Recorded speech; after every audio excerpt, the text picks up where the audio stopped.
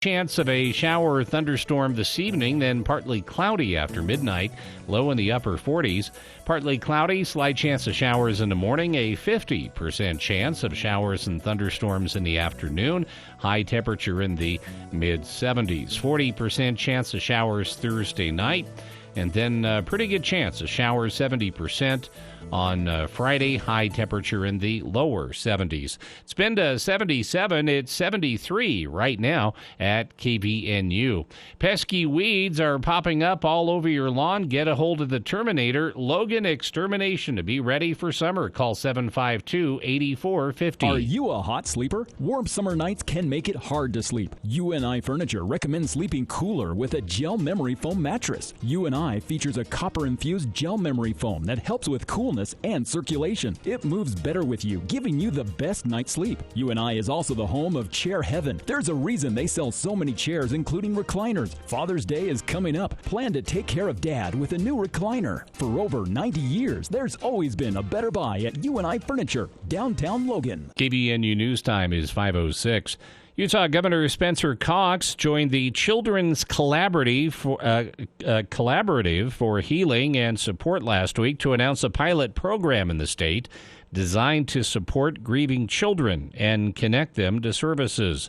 According to the Children's Collaborative, there are over 60,000 young people in Utah who have experienced the death of a parent or caregiver. The pilot's purpose is to help kids get the help they need. The governor says in Utah, 1 in 15 children will experience the death of a parent or sibling before they reach age 18.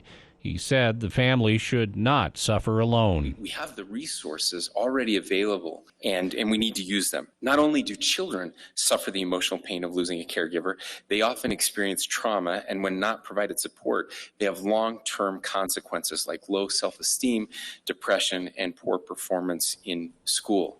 Governor Cox said it's important to remember losing a parent can also mean sudden financial and housing insecurities, which leave some youth homeless.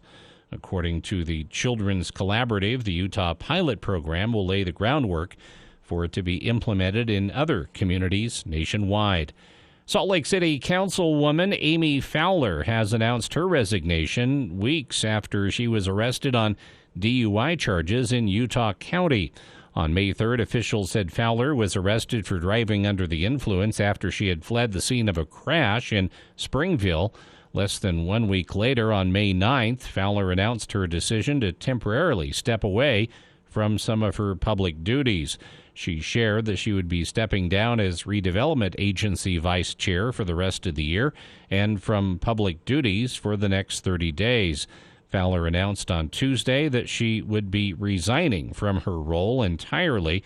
Her decision will take effect at the end of this week. KVNU News Time is 5:08. For more details on these and other stories, visit CashValleyDaily.com. Covering all the news. Stay with 610 AM and 102.1 FM. News Talk KVNU. Intermountain Budge ENT Clinic has an experienced and caring team of physicians and staff to assist you with all of your ear, nose, and throat concerns, including head and neck surgery. Doctors Kaiser and Wilson and their staff at Intermountain Budge ENT Clinic will work together to provide excellent care and support throughout the entire surgery process, from your pre-op visit to your full recovery. And they accept all insurance. For more information about Doctors Kaiser or Wilson, search Budge Clinic ENT or call 435-716-1420. Local care with Intermountain expertise. Hi, this is Drew Allen with Allen Mortuaries. Over the years, thousands of families have planned ahead with Allen Mortuaries. Planning ahead helps you make informed and thoughtful decisions. It also spares your family the stress of making these decisions under the pressure of time and strong emotions. Allen Mortuaries' secure pre-need trust plan can save you nearly 40% versus other plans. Keep it simple, safe, and secure. Go with the proven choice, Allen Mortuaries. Voted best funeral home in Cache Valley in northern Utah. Allen Mortuaries. Then, now, always. One smile is great, but one smile in a community of smiles is so much better. A smile has a secret power that most people don't know about. A smile multiplies. It spreads from one person to the next, stretching across entire groups of people. Smile Train knows this and is proud to be creating a wave of smiles across the cleft lip and palate community in over 70 countries. Patients, doctors, advocates, fundraisers. Collectively, our smiles are a celebration of the transformed lives of over 1.5 million children. Learn how Smile Train is helping the cleft lip and palate community at smiletrain.org/learn. Smile Train, changing the world one smile at a time. Did you know that the coronavirus can damage the inner ear, leading to chronic dizziness and tinnitus, which is a constant ringing or buzzing noise? But there's hope. For help and more information, call 800-837-8428 or visit liferebalanced.org and discover a life rebalanced. That's 800-837-8428 or liferebalanced.org. Sponsored by the Vestibular Disorders Association.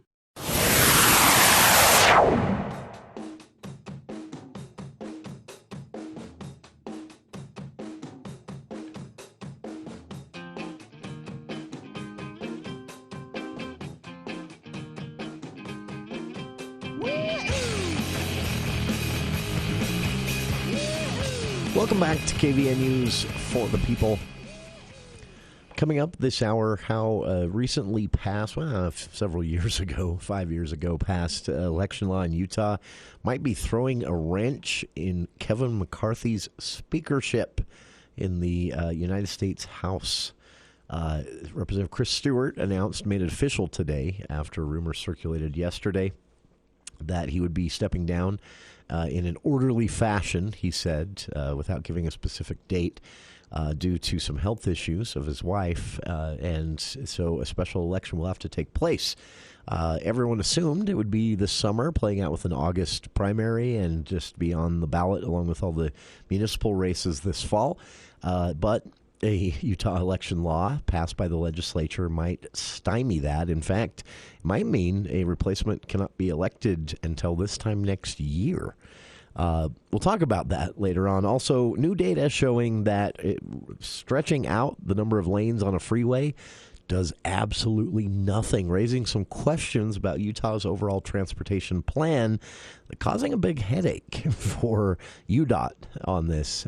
All of that coming up later on in the hour. We'll kick things off here, though, with a very special guest to talk about an event coming up early next week that you're going to want to be a part of. The Cache Valley Special Olympics are hosting a leg of the National Special Olympics Torch Run. It's an honor to be a part of this, and it happens throughout the country in various locations. And so to have Cache Valley represented as part of this National Special Olympics Torch Run is an honor. Joining us now to talk about how it came to be and how you can be a part of it, one of the founders of the Cache Valley leg of the Torch Run and the event coming up on Monday, Helene Salanoa joining us. And Helene, appreciate taking some time for KVNU today. Not everyone gets to be a part of this, right? We're lucky in this respect. Yeah, hi. I think so, yeah, we are. This is a lot of fun. It's a great event. It's just, it's an excuse to get out for a great cause. Obviously, the Special Olympics needs no introduction here on our show. But what does a torch run involve? So what happens is we get together with a Special Olympic athletes in the Valley, and we do a short run. We used to do it from like the North Walmart to the South Walmart, but we've then condensed it in the last couple years.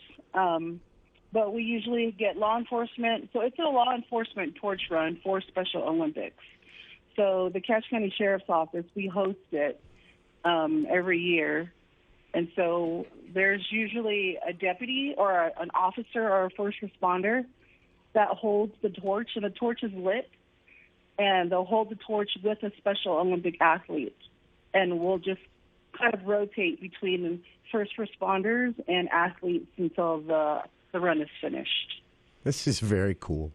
I've had, Helene, I had an opportunity to actually see one of these a few years ago, and I think the most memorable part for me were just seeing the faces, the excitement on the look of excitement on the faces of the runners themselves. Just having the time of their lives out there, but also happening in a way that, I mean, this is a nationwide event, and to be a part of it, even a small stretch, one leg of this, is a really big deal. How can the community get involved? So the community can get involved. There's a couple different ways, but we usually invite people. We usually invite anyone, actually, to come out and participate. There's an event page on Facebook that was created, and we've gone to like the schools and to just all the different like gyms and stuff to put up flyers and things. But all you have to do to participate is buy a T-shirt. Now, for this run for Cache Valley, the deadline for that was last week. Sure. Actually, the 25th. But people can still come out. They can still come out and cheer people on, cheer all the runners on as they come in, as they finish the race at Merrill Wilson Park. And there's going to be food, and we're going to have a pizza party and some desserts and stuff, and so people can socialize after, and so it's a lot of fun. But so there's a lot of different ways that people can get involved. Just depends on how they want to do that. Sure. And it's important to remind everyone out there that part of the fun of this is having an audience. So you've got the runners, you've got representatives of the Sheriff's Department. I hate to pin him down here on air with everyone listening, but is the sheriff running? He usually does. Okay. Yeah, he usually does run. Just want to trap him into that. Yeah, there's a lot of pictures of him just being right up there up front and holding the torch with an athlete. So yeah, he always does this event first, as far as I know. It's very cool stuff, and that's why we wanted to spotlight this on the show today, because part of the fun of this for the athletes, for the members of the Sheriff's Department running alongside them, is to have a big audience. So as Helene has mentioned, the race has been shortened a bit. This is an hour-long event, which will take place at Merlin Olsen Park Monday evening, June 5th, 6:30 to 7:30 p.m. And so what we're hoping is that we can encourage people to get out there, be standing along the sidelines as they make this run from the park starting at 6:30 and cheer them on. And Helene, what does this mean for you? To be involved in this as a co-founder of this leg of the 2023 Special Olympics Torch Run, to get involved on this level. The Special Olympics themselves as well, life-changing for so many people, right? Yeah, it's a really awesome event. It's a lot of fun to get to see the athletes and get to know them and to see them year after year. And they get so excited to do these things with the community and with first responders as well. Sure. And so it's a lot of fun. And just to see just how much fun everyone is having. I mean, to have people there to support them and for them to know that is a huge deal. And so the Torch Run is like one of the events that the sheriff's office does, but that's why the sheriff endorses it, and that's why we keep putting on these events, because it's for a good cause, and we just love doing it. Absolutely.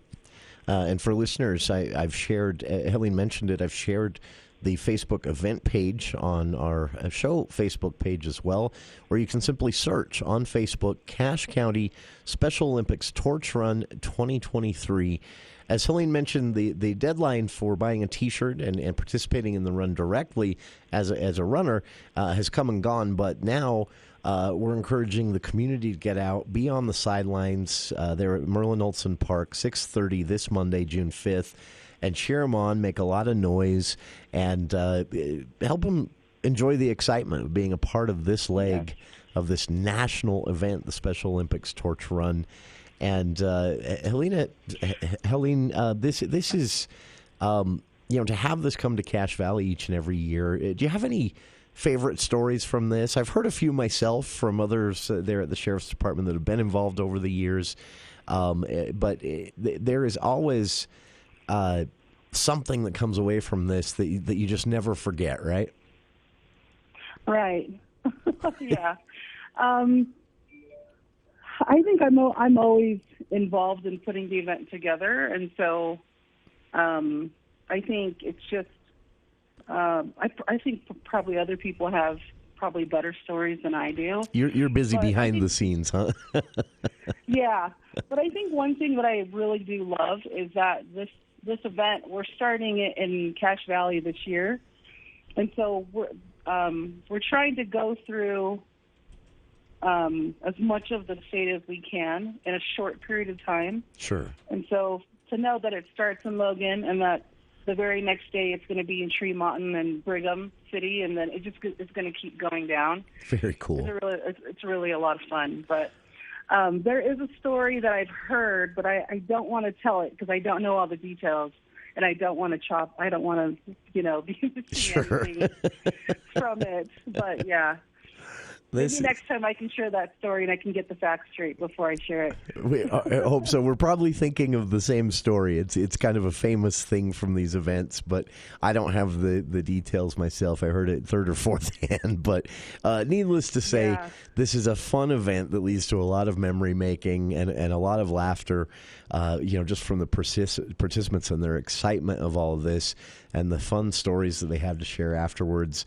That alone is reason to be out there. But again, they need an audience. They need people standing on the sidelines cheering, kicking off Utah's portion of the nationwide Special Olympics Torch Run 2023 right here in Cache Valley, Monday, June 5th, 6:30 p.m. at Merlin Olson Park. And be a part of this. It's something to see. And honestly, the Special Olympics, what they do to improve the quality of life and just the enjoyment of life for those who can be a part of it, just an amazing thing. And what a legacy going back decades. So to kick this off here in Cache Valley for the state of Utah is an honor. And Helene, appreciate taking some time for KVNU today, but most of all, appreciate your work making this happen each and every year and getting us to be the kickoff event this year to boot. Yes. Yeah, it's going to be a lot of fun. And I hope everyone can come out and cheer everyone on and participate if you bought a shirt. Sure. And even come by for the pizza party after just to hang out and say hi to the athletes. Absolutely. Food, fun, and supporting the Special Olympics community. You don't need another excuse. Also, the weather looks great for this. Monday, June 5th, 6:30 p.m. at Merlin Olson Park.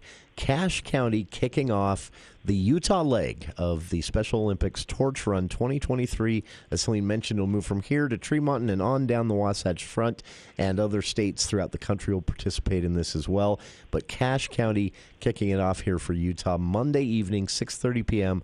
at the Merlin Olson Park. Our guest again has been founder of the Cache County Special Olympics Torch Run, the 2023 event happening this Monday. Helene Salanoa, appreciate you taking some time for KVNU today. Thank and we'll check in again soon. Okay. Thank you so much. Thank you for your time. And to everyone there at the Sheriff's Department as well for making this happen each year. It's a really cool event. Get out and see it. And most importantly, get out there to cheer for the athletes as they make the run there at Merlin Olson Park. 6:30 p.m., June 5th, this coming Monday, the Cache County Special Olympics Torch Run 2023, kicking off the state portion of this nationwide event here in Cache County this Monday. And we'll be back with more of For the People right after this. Dr. Josh Redd, chiropractic physician, explains how Red River Health and Wellness can help you. If you have low thyroid and you're taking thyroid medication, the biggest question you should ask yourself is what's causing my low thyroid specifically? If you don't know the answer to that question, it's important to call us. At Red River, we identify triggers that will cause the low thyroid to begin with. One of the most common causes of low thyroid is a disease called Hashimoto's disease. This is an autoimmune disease that is a lot more complicated than just a primary thyroid issue. This is why people will be on thyroid hormone but still feel little to no improvement because nothing's being done to address the bigger, more complicated problem, which is Hashimoto's. If you have low thyroid or you have an autoimmune disease and you're on medication and still don't feel well, call Red River. Schedule your appointment today at 855-55-RIVER. Red River Health and Wellness with offices in Logan, South Jordan, Springville, and St. George. Call Red River today. Here's Chad Norton, the lawn doctor, with a tip for your lawn.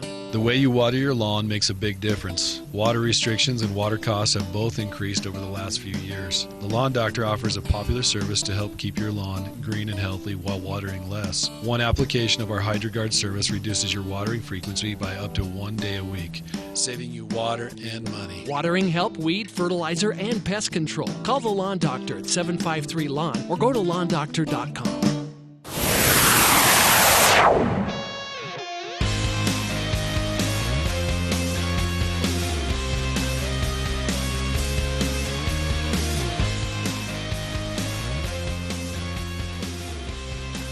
Welcome back to KVN News for the People. Congressman Chris Stewart retiring from Congress in a statement making it official today. This had been confirmed by his staff yesterday when Salt Lake Tribune reporters caught wind of it and called. Staff confirmed that this would be happening and that he'd be making an official announcement today, which he did this morning. Congressman Chris Stewart said he'll retire from Congress midway through his sixth term. He was just reelected in November in office, serving Utah's 2nd Congressional District, and said that he would do this after a, quote, orderly transition can be ensured. His full statement reads, "It has been one of the great honors of my life to serve the good people of Utah in Congress. My wife and I have made so many dear friends and memories throughout our journey. I can say with pride that I have been an effective leader for my beloved home state, and I'm honored to have played an important role in guiding our nation through some troubled times. But my wife's health concerns have made it necessary that I retire from Congress after an orderly transition can be ensured. My family and I have been very pleased by this experience. Thank you to all those who have supported and sacrificed to help us. The fight goes on. God bless you all, and God bless our nation." That's the full statement released today by the congressman on his official Twitter account. And the line there that had everyone wondering is, after an orderly transition can be ensured. Why is this a question? Well, a couple of things to know. This is not a GOP delegates only election that would play out to replace him, like it would be the case if this were a state lawmaker retiring early. So this will be a general election kind of thing. Every registered voter will get to weigh in, both registered Republicans in a likely primary. I think that can be ensured that there will be a primary because just the number of names being rumored already that are likely to run, and those don't count the ones we haven't heard of yet. But then every registered voter will get to weigh in because the Democrats will have their own candidate, the third parties will have their own candidates. So there will be a general election style decision here. It'll play out similar to all the others, roughly a 60-40 split for the Republican against the Democrat, with the third parties peeling off 1 or 2% here and there. That part will be, there will be zero surprises in this. A Republican will replace a Republican in the House of Representatives. What makes this complicated is right now House Speaker Kevin McCarthy has a handful of votes as a majority. He can't afford to lose many in key legislative negotiations. And it being the House of Representatives, United States House of Representatives, 400-plus members, there are always defections from both parties. Whoever has the majority, they always plan on losing a handful.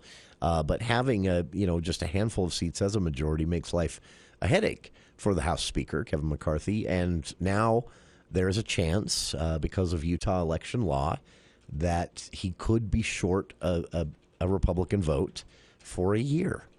How does this happen in a state that should be there for the Republican Speaker of the House and the Republican House majority, right? Well, it all goes back to 6 years ago, Congressman Jason Chaffetz jumping ship, surprising everyone, leaving his recently reelected to post as representative of what was a different 2nd Congressional District at the time, but still called the 2nd, different in shape and style because of redistricting that has played out since then. He resigned early, Chaffetz, and took a job with Fox News. That pretty much ended his political career, by the way. He's not popular in Republican circles because of this, and part of that is what played out after. The governor's office, then Governor Herbert and Lieutenant Governor Spencer Cox, now governor, announced basically Chaffetz announced his resignation. Within a week, the governor had announced a timeline for the special election, the primary and the special election itself. And no one thought this was a big deal. This is how it had always worked. And then the legislature pitched a fit, literally. Angry they weren't consulted on any of this, though state law was very clear. They were angry still. So by the next year, at the end of the legislative session the following year, a new election law had been crafted and passed by the legislature. This is after lawsuit threats and a fight with the attorney general getting involved, saying, no, the governor's right.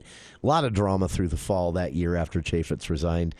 Still, a special election played out, and Congressman Chris Stewart was elected to replace him.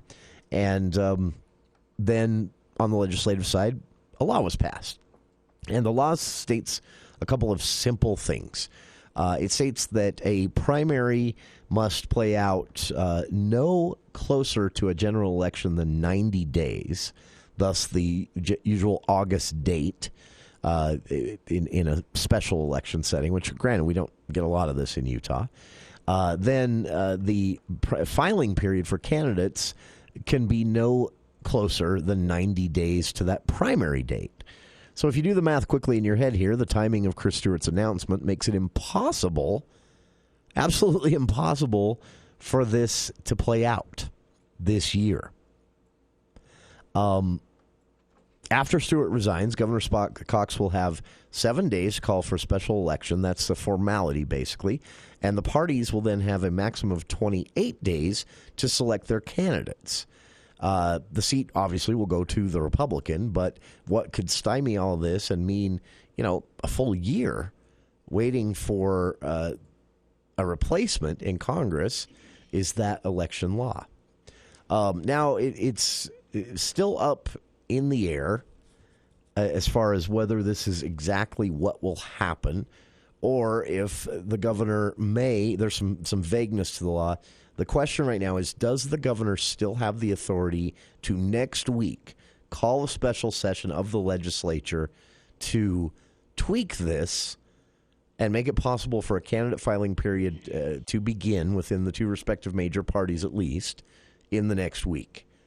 I guarantee right now that's being discussed and debated with attorneys for the state, the Attorney General's office, because if the answer to that is no, that there's just not enough time to meet the requirements the legislature wrote into law 5 years ago, this election to replace Congressman Stewart can't play out until next spring.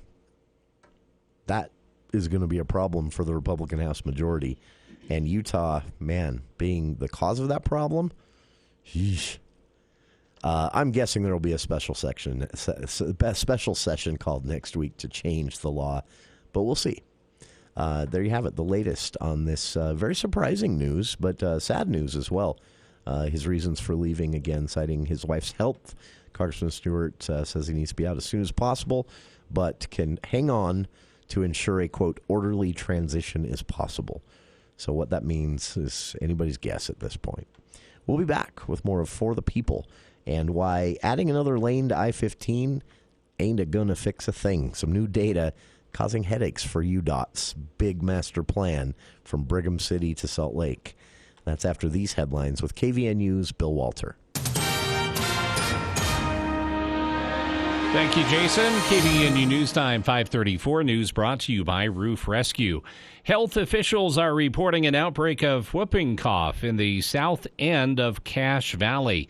The Bear River Health Department urges residents to be vigilant and take necessary precautions to prevent the spread of this highly contagious respiratory infection, also known as pertussis. Whooping cough is an infection that affects the airways. The bacteria that cause whooping cough can easily spread from person to person by coughing or sneezing. Whooping cough can cause a severe cough that lasts for weeks or months, sometimes leading to coughing fits or vomiting. Anyone can get whooping cough, but it can be very dangerous for babies and people with certain health conditions that may be worse with whooping cough. Family members with whooping cough, especially siblings and parents, can spread pertussis to babies. For more information and recourse on whooping cough, residents can visit the Bear River Health Department's website, brhd.org, or contact the department directly at 435-792-6500. Compared to Memorial Day weekend 2022, Utah Highway Patrol troopers have pulled over more people for speeding, but the number of reported crashes have dropped. According to data from UHP, there were 1,814 drivers caught speeding in the state over the weekend between May 26th and 29th. Last year, that number was 1,779. Also in 2022, there were 5 fatal crashes with 7 total fatalities. This year, there were 2 fatal crashes with 2 total fatalities. These stats in particular were pulled from all agencies statewide. Another notable difference was the number of reported DUIs, which increased from 39 in 2022 to 53 in 2023. Troopers clarified that while these numbers came from their agency, the statistics about fatal crashes and fatalities came from all agencies statewide. And all lanes of northbound I-215 in Salt Lake were shut down following a multi-vehicle crash. According to Sergeant Cameron Roden with the Utah Highway Patrol, the crash happened after a stalled vehicle was allegedly struck by a pickup truck, causing a chain reaction involving another vehicle. Emergency crews responded to the scene on I-215 near 500 South at about 6 o'clock Tuesday evening. Roden said one person was transported by helicopter in serious condition. All lanes of the highway were closed at California Avenue, according to Roden. Crews were working to redirect traffic onto I-80. KVNU News Time is 5:37. This is David from Roof Rescue. This past winter in Cache Valley was the worst in recent memory, reminding us of the sheer power of Mother Nature. Snow, ice dams, and record low temperatures left behind a trail of leaks, broken gutters, and damaged roofs. Let's get those issues inspected and addressed so that when next winter comes around, you can focus your attention on your family, the holidays, and winter activities instead of leaks, drips, and ice dams. Call today for your complimentary inspection at 435-999-4268 or visit us at roofrescueusa.com. Roof Rescue, providing watertight peace of mind. The House is back in session and expected to vote tonight on a bill to raise the debt ceiling and cut federal spending. Some Republicans say they'll vote no. They say Speaker Kevin McCarthy got out-negotiated. I like Kevin. I just think we gave up way too much. South Carolina GOP Ralph Norman. The Oklahoma Supreme Court has struck down 2 laws that ban abortion as unconstitutional. However, the procedure remains illegal across the state in almost all cases. The U.S. says Ukraine should not use American weapons for defense. National Security Council spokesman John Kirby. We have been very clear with the Ukrainians. Privately, we've certainly been clear publicly that we do not support attacks inside Russia. And we do not enable and we do not encourage attacks inside Russia. Russia is blaming Ukraine for recent drone strikes on a Moscow apartment building. That 70s show star Danny Masterson's headed to prison. He's been found guilty of 2 out of 3 counts of rape in a retrial. Daria Albinger, ABC News. KVNU weather for tonight. Slight chance of a shower or thunderstorm this evening, then partly cloudy after midnight, low in the upper 40s. Partly cloudy day tomorrow, maybe a rain shower in the morning, better chance of showers and storms in the afternoon. 50% chance, high in the mid-70s. 77 has been our high. It's 70 right now at KVNU. Bring back the sounds you've been missing. Schedule a free hearing evaluation with Dr. Paul Daines at Cache Valley Hearing and Audiology. Visit cachehearing.com. For more details on these and other stories, visit cachevalleydaily.com. This is Jay with Daryl's Appliance. May is the best month of the year. Why? May is Maytag month at Daryl's Appliance, and it's our anniversary. We've been in business 53 years. Maytag is known as the industry leader, and now you get a $200 prepaid card by mail when you buy 3 Maytag major appliances. Mix and match kitchen or laundry Maytag appliances. Plus, get Daryl's famous service you can trust. Only at Daryl's West on Airport Road, open until 6 p.m. on weekdays, 5 on Saturday. Back in Logan for one night only. Gary Morris. Gary Morris live at the Danes Concert Hall on the USU campus.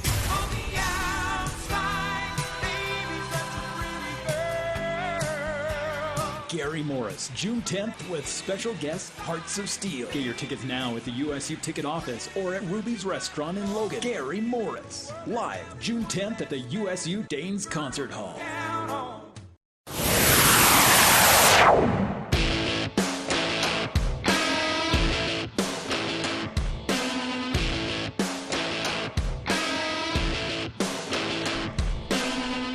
Welcome back to KVN News for the People.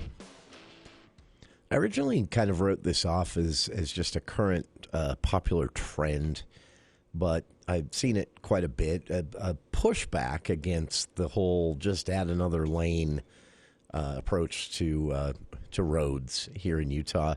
It started as kind of a funny tongue-in-cheek internet meme where, you know, a lot of Utah politicians, including Governor Cox, like to say things like, we don't want to be like California.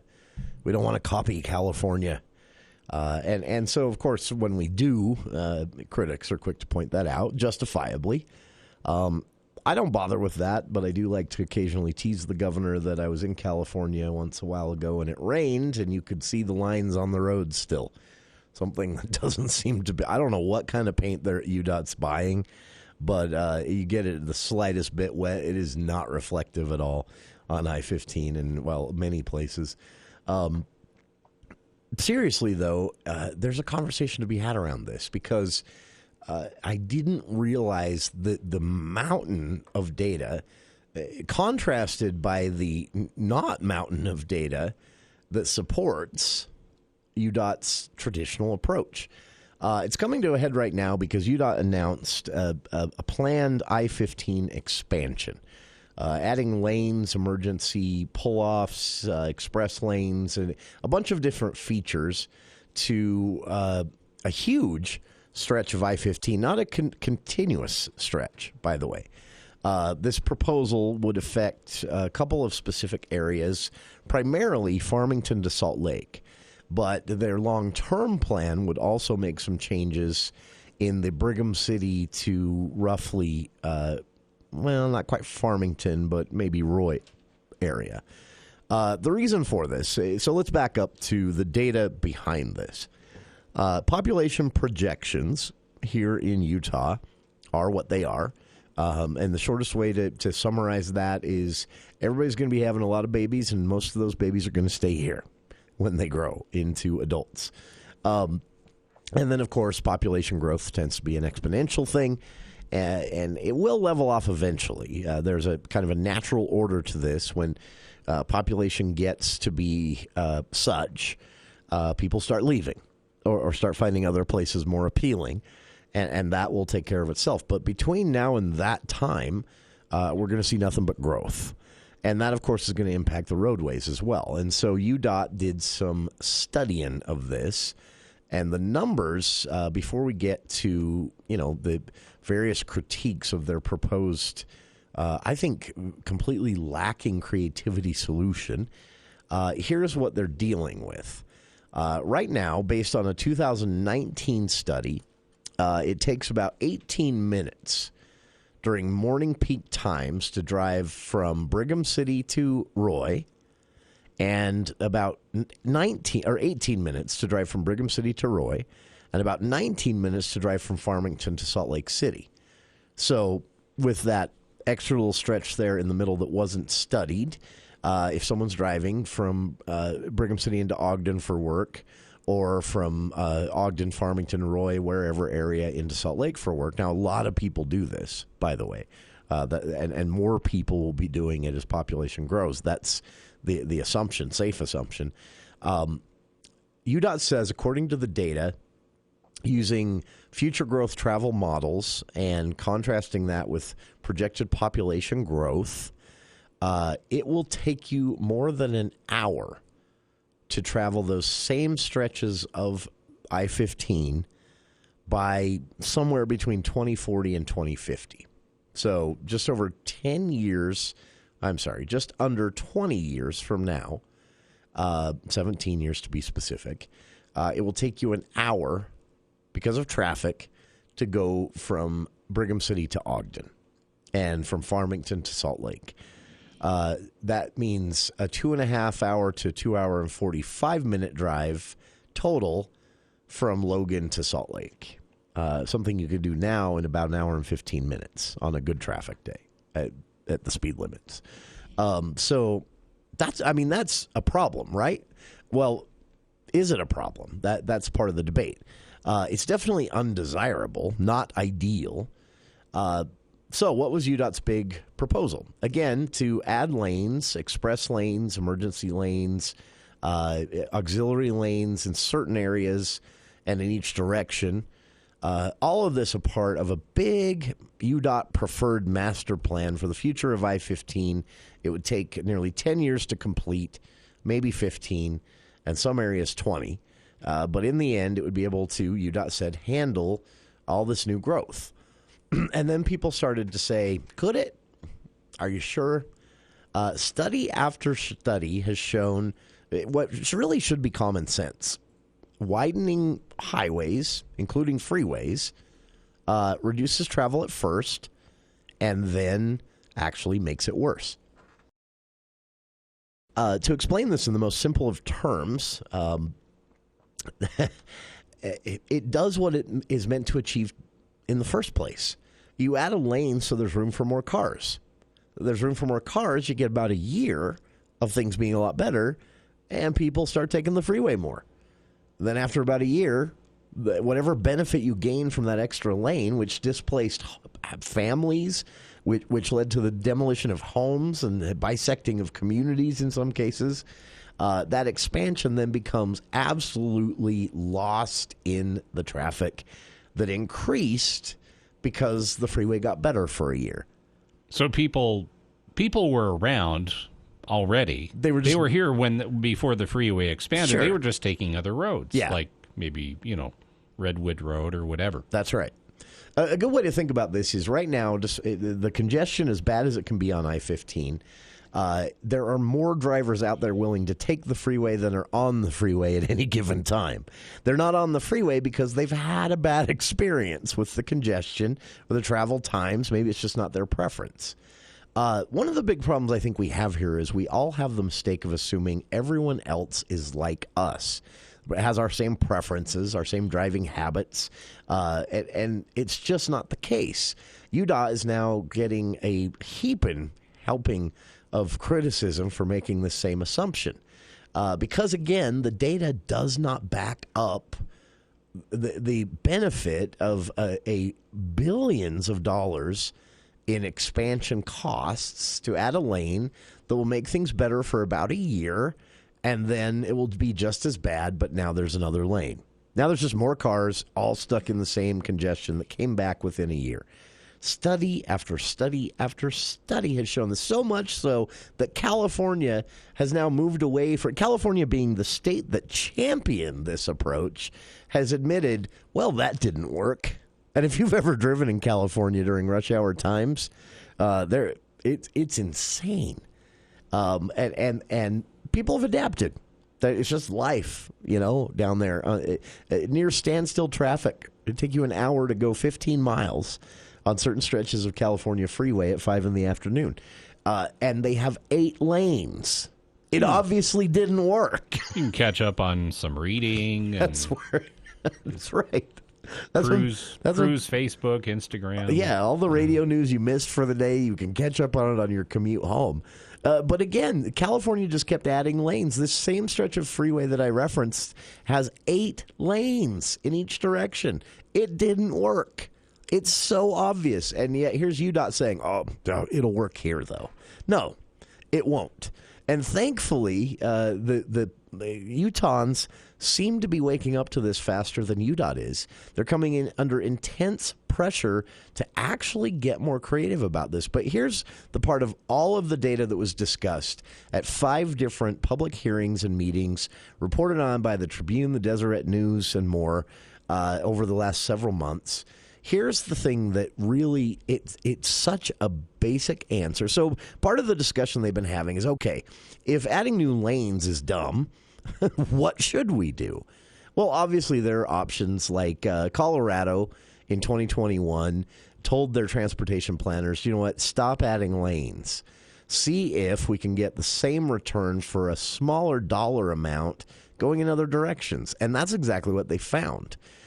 For scrapping an Interstate 25 project that had a $2 billion price tag for a $100 million price tag of making some minor improvements to smaller roads and public transit safety improvements that encourage people to ride, they saw the exact same, maybe even a little bit more reduction in congestion times on Interstate 25 outside of Denver as they would have spending $2 billion adding a lane to get that for a year and then lose it to the growth in cars on the road again.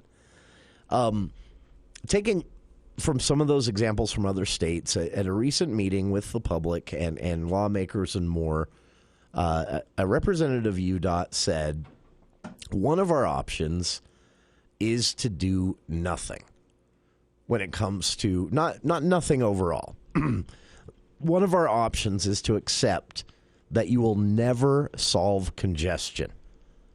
So what you do instead is take the same money, maybe less money, that you would spend adding lanes and adding lanes and adding lanes in an exercise of futility, and just acknowledge that congestion is going to happen. We can't fix that. There is no public policy or amount of taxpayer money that can be spent that will solve congestion. But what you can do is reduce the number of vehicle on roads through public education campaigns, investments in public transit. Here's where we get to the part of making the mistake. I do it too. We all do it. We all make the mistake that every driver is like us. We say, because this is the case for me, you could put all the money you want into public transit right now. Because of some very specific aspects of my professional life, it wouldn't work for me. So everyone says, let's not do that with the money to reduce congestion. What that ignores is that, yeah, most people are probably like me right now, especially here in northern Utah, but a lot of people aren't. A lot of people currently out there in cars contributing to congestion might actually make the change. I personally might not, right now at least, but a lot of others would, and that would reduce congestion. So when a representative said we can do nothing about congestion, he said quickly after that, that's not what I mean. What I mean is we're approaching congestion as if every driver is the same. What we need to do instead is recognize we can't ever solve congestion on our freeways and highways. What we can do is experiment a bit more with what might get some cars off the road. Every driver is different. And as far as we know, because it's never been tested, he said, there might be hundreds of drivers on each 10-mile stretch of freeway that would be more than willing to use another form of transit, public transit, driving on smaller roads if they were improved a little bit for shorter commutes, even biking and walking to work if it was a better option for them.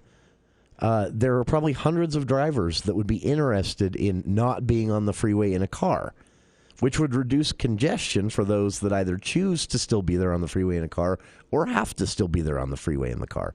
The point is, he said, we're not being creative at all. We're just talking about adding another lane to buy ourselves a year at a multi-billion-dollar price tag. It was a fascinating conversation. You can watch the entire thing, but what a novel idea.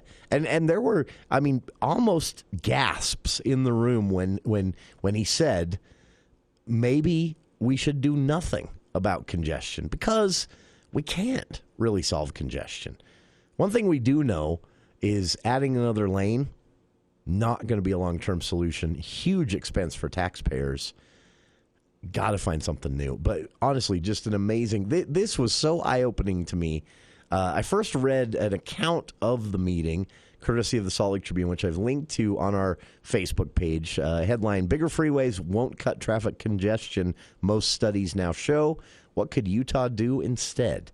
And then I found the link to the actual meeting and watched the whole thing play out. Watch it for no other reason to hear the awkward silence and I think a couple of gasps in the room when one of the Utah representatives says one of our options when it comes to congestion is to do nothing. But man, how that makes sense when you look at it in a larger picture. We'll be back right after this. No matter what the conditions, DD Auto and Salvage can get your vehicle up and off your property. Now is the time to plan to make extra cash by calling DD Auto and Salvage and moving that old vehicle. Let them pay you for that junk vehicle. DD Auto and Salvage makes it so easy to get rid of your junker vehicles, paying you the most money possible. If you have metal, DD Auto and Salvage in Logan wants to pay you today. Call 787-1204. That's 787-1204 today. See store for details. Hey, John Luis here. At Heritage Ford in Tremont, we're your hometown dealer with the biggest deals. What does that mean? It means you're going to get the best deal right here at home on every Ford. You'll get hometown service and better pricing than you'll see in any big city. That's why we created the Heritage ePrice experience.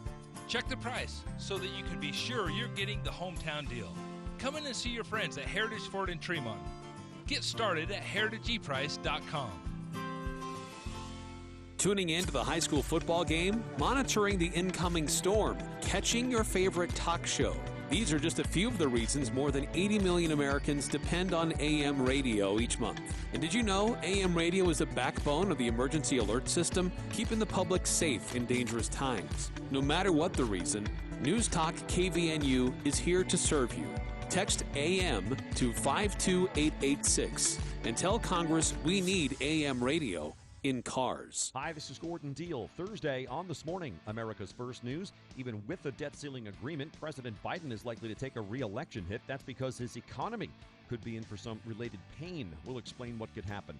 Also, if you haven't noticed, stores aren't as generous anymore with their return policies, and why you should look closer at what appears to be a good hotel deal. Thursday on This Morning, America's First News. From 4 to 6 on News Talk KVNU, 610 AM and 102 FM. Your station for news and talk.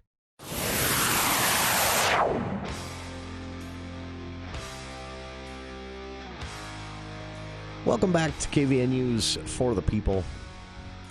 Just a quick programming note. I am out this Friday to go spend some time up north in Idaho. In the outdoors. So Friday's movie show will be kind of a best of over the last several weeks. So good news, if you missed a movie show and want to catch up ahead of summer movie season really getting underway starting this coming weekend, we'll have all of Andy's previews and reviews. We'll revisit some of the don't bothers and some of the must-sees that are still in theaters. And we will, Andy and I talked about this last week, we will have a look ahead, a brand new, spanking new look ahead for you as well that we actually recorded earlier. So Friday's show, again, will be a best of movie show, 2-hour event, giving you a chance to catch up, and then we'll be back live in the studio with a new movie show a week from Friday. So, again, I'll be out this Friday. Tomorrow on the program, Charlie Schill, of course, joins us for our weekly theater hour, and then we'll sit down with Jamie Andrus, President, CEO of the Cache Valley Chamber of Commerce. They have a lot of new things happening. You probably saw the news reports at CacheValleyDaily.com this week about them taking over the Summer Citizens Program, but that's just one thing.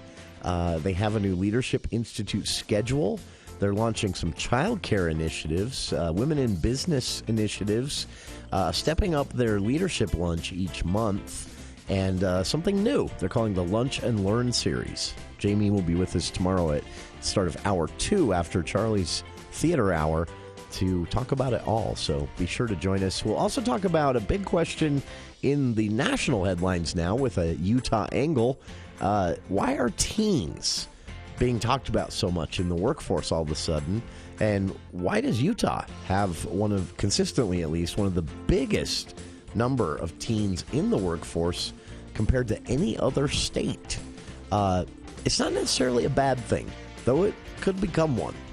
Talk about why and what the Department of Workforce Service has to say about it all.